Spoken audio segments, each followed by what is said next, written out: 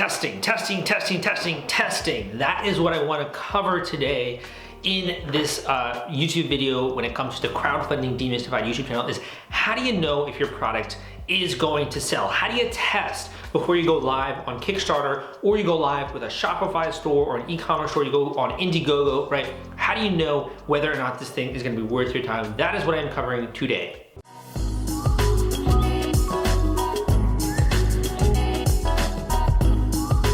Okay, so my name is Salvador Briggman. I put out a lot of videos on this channel on the topic of Kickstarter, Indiegogo, crowdfunding, equity crowdfunding, a lot of different stuff, right?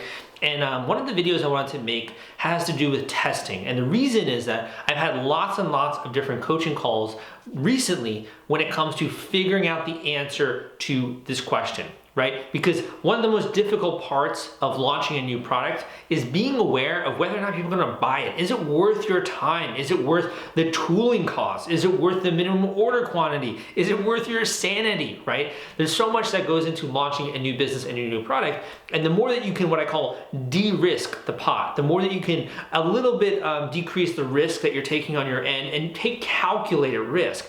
That is really, in my opinion, the surest path forward. As entrepreneurs and innovators and creative types, we like taking risk. It makes it fun to come to work in the morning, but you also don't want to be paralyzed, right, with risk. So I'm going to share with you a few different things and metrics you should be aware of going into an upcoming Kickstarter or an e-commerce launch.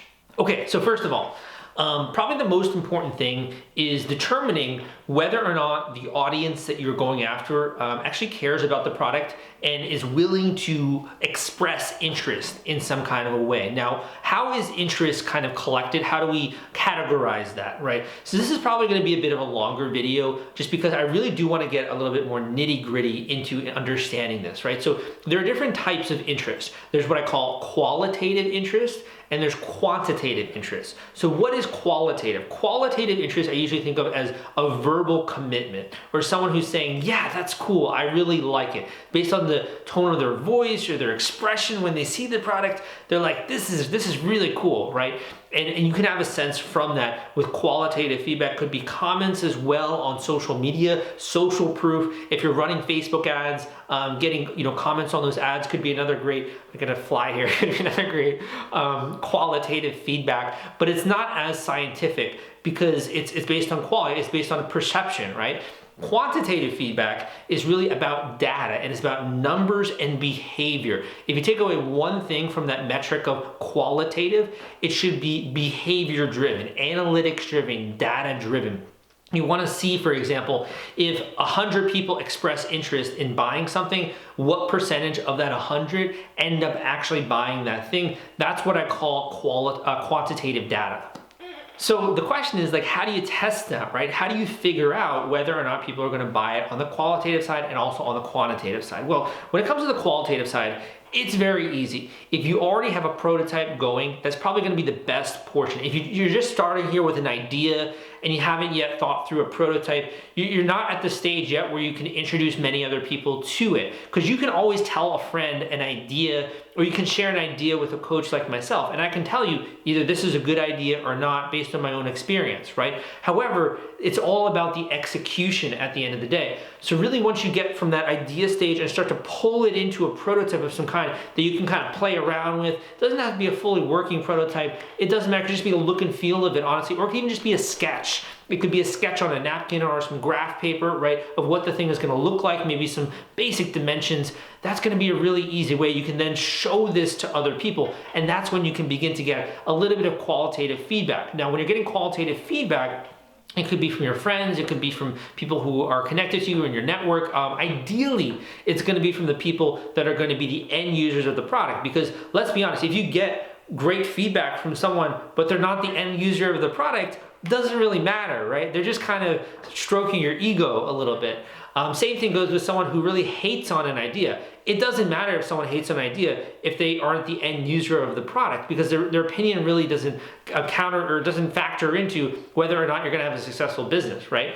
So the most important thing is to get qualitative feedback from people who are the end users of the customer. And that could be easy as posting on social media. That could be do things like sharing it in a trade show, sharing it at a farmer's market, if that kind of a product, sharing with your local network, etc. That could be an easy way.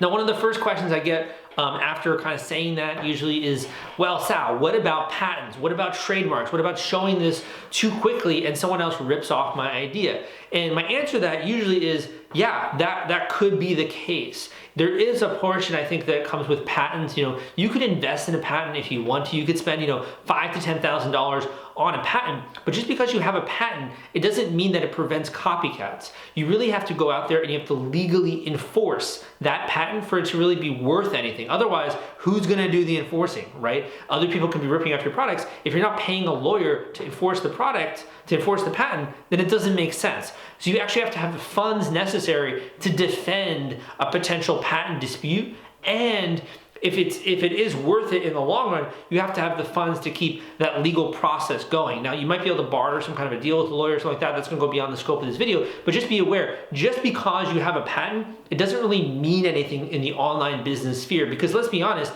if someone in China, right, is ripping off your product, what are you gonna do? You really can't go all the way to China to figure this out. You have to go through different legal channels. It's gonna take forever. There's no way for you to do this. So really the best defense is to be the first to market and also to have the best branding and the best marketing. Almost always, the best marketed product always wins. People are gonna buy the new iPhone. They're not gonna buy the knockoff iPhone that doesn't work with a lot of accessories and that isn't made by Apple and is made from some random country that has really crappy products, right? They wanna buy an iPhone. They wanna buy a Samsung. They wanna buy the original product. They don't wanna buy a shoddy knockoff, right? So your best approach is with branding, marketing, and first to market. That being said, let's cover a little bit when it comes to the qualitative side. So with the qualitative side of testing, there are a few different variables that go into the qualitative side. So the qualitative side will be actual demand. So like there are people that express interest in the actual marketplace, the cost of that demand, and I'll get into what that means in a second, as well as the pricing. Are people willing to convert based on the price in which you are going to list this product on Kickstarter, Indiegogo, Shopify, whatever?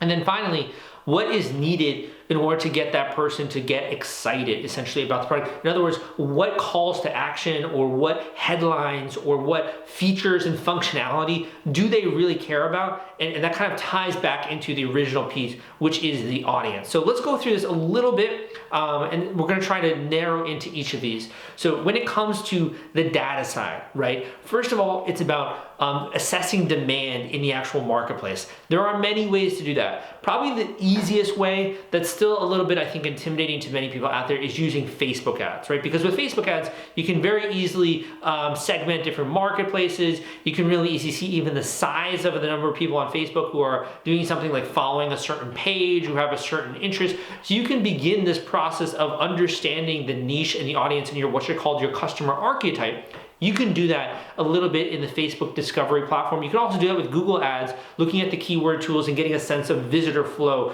based on different keywords that you're putting into Google there. So that's kind of more of an advanced topic, but I'm just gonna give you a very high level with this video, right? In addition to figuring out and assessing that audience size is next how you connect, right, with the audience.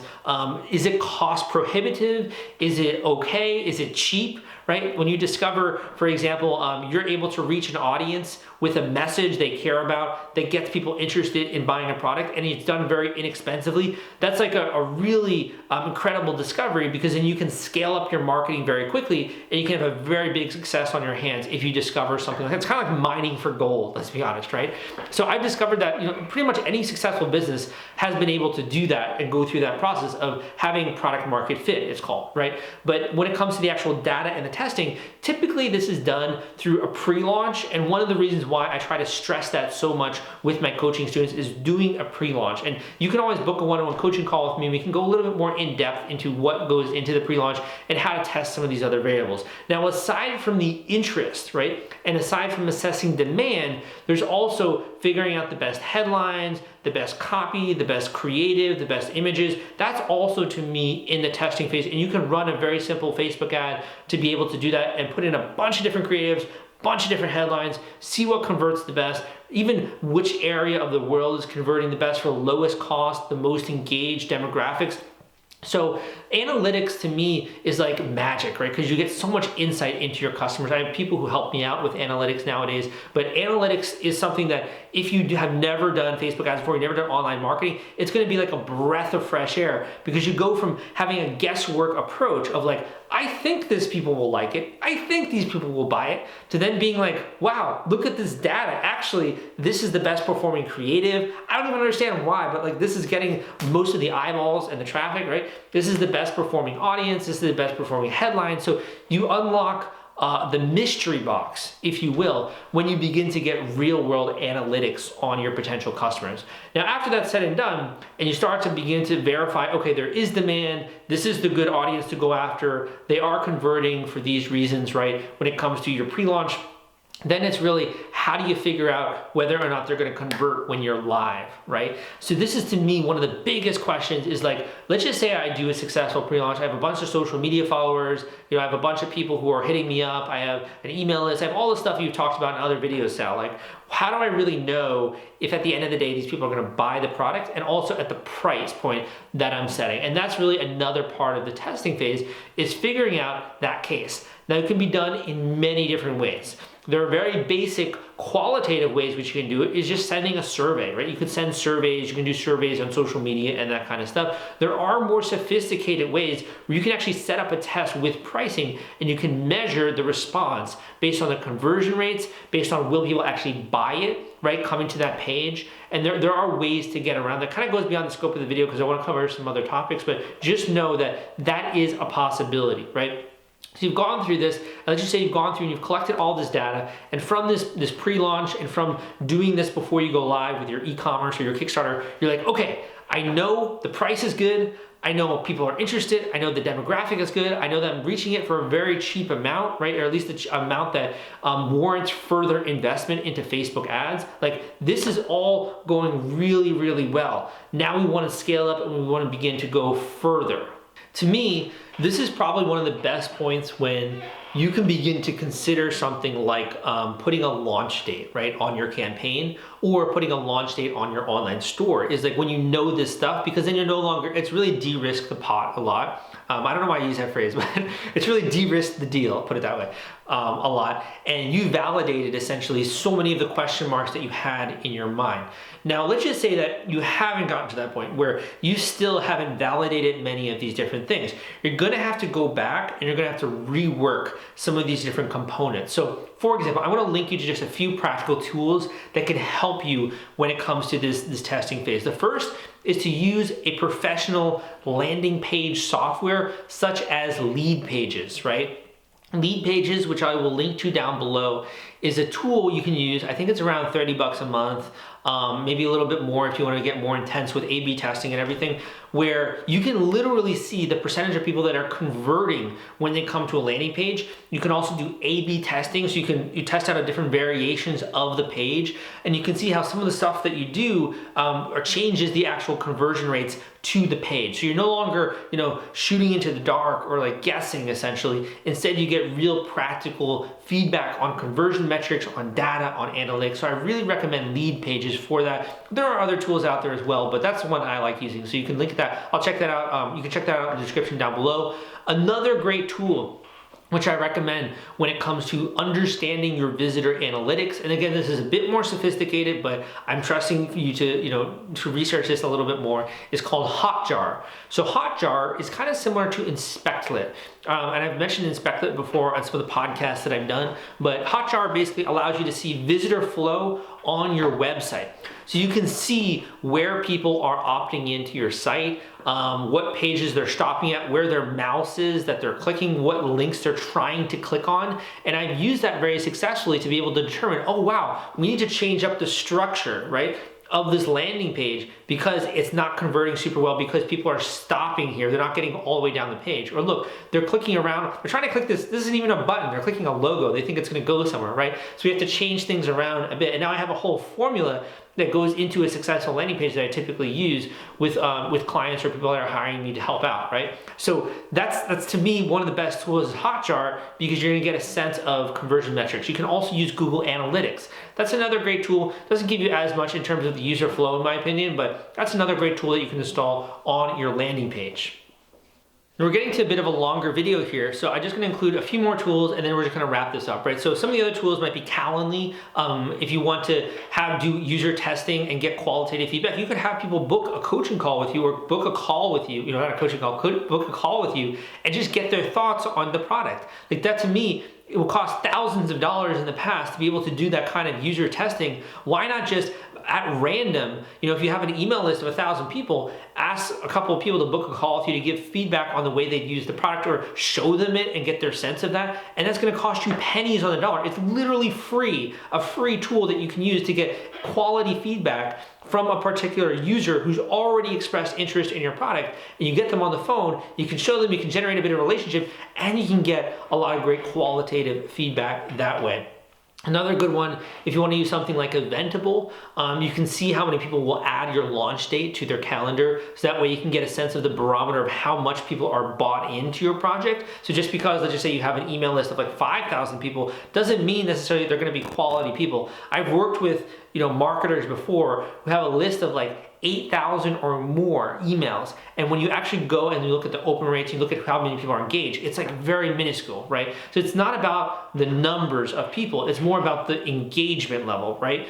So you can use a tool if you want to, like Eventable, to be able to see how many people add a link to their calendar. Like, I'm going live on this date, I see how many people add that to the calendar. You can also do text message follow-up. Another cool thing with lead pages is you can have a text message opt-in as well. So if you go on, let's just say a major broadcast or something, that you're on a YouTuber's channel or you get interviewed in some way, you can always say text 555 or whatever to this number, or text interested to this number, and you're gonna get a link to the landing page, and lead pages will actually handle that functionality for you, and they'll send you the text back with the landing page. So you don't have to remember the link, like go to www.blah.com. You can just say text this number and people will get the landing page link back.